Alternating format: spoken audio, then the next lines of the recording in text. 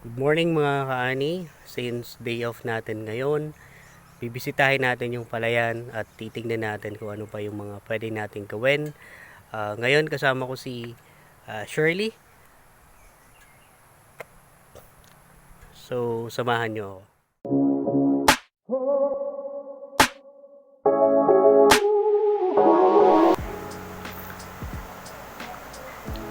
So yun, good morning ulit. Tapos na tayo maglibot. Ika 57 days na ng palay natin ngayon after transplanting. So far okay naman. Sa paglilibot ko, na-realize ko na sobrang importante din talaga na dapat pumili tayo ng variety na angkop sa season.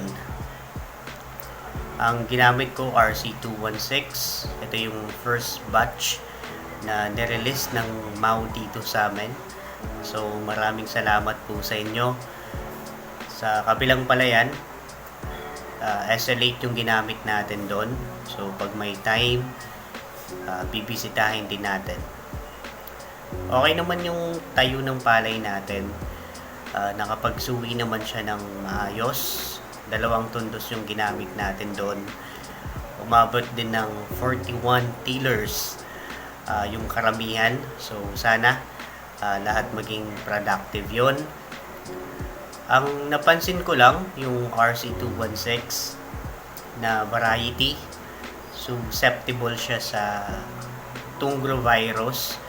Unfortunately, wala pa talagang gamot para sa Tungro virus. Ang available sa merkado mostly for prevention lang.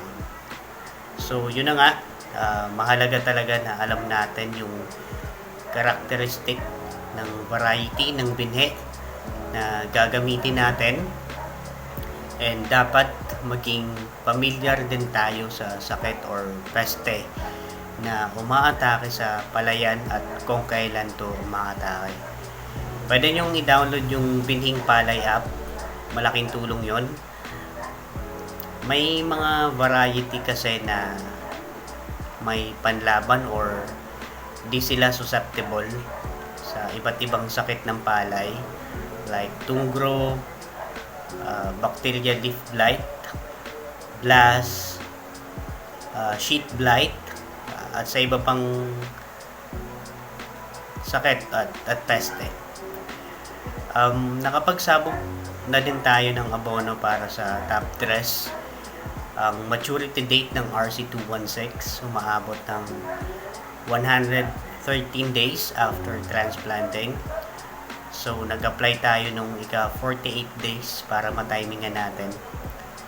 Ang computation nun, maturity date minus 65 days. Yun yung time na pwede ka na mag-apply ng abono. Minsan napapaaga or minsan nadidelay. Kaya ang ginagawa ko, nagpa-panical ionization test ako para siguradong nasa timing tayo. So gagawa ako ng video tungkol dyan, kaya abangan nyo lang yon. Ang ginamit kong abono, urea, tapos hinaluan ko ng potash. So ilang days na lang makikita natin yung resulta ng pinaghirapan natin.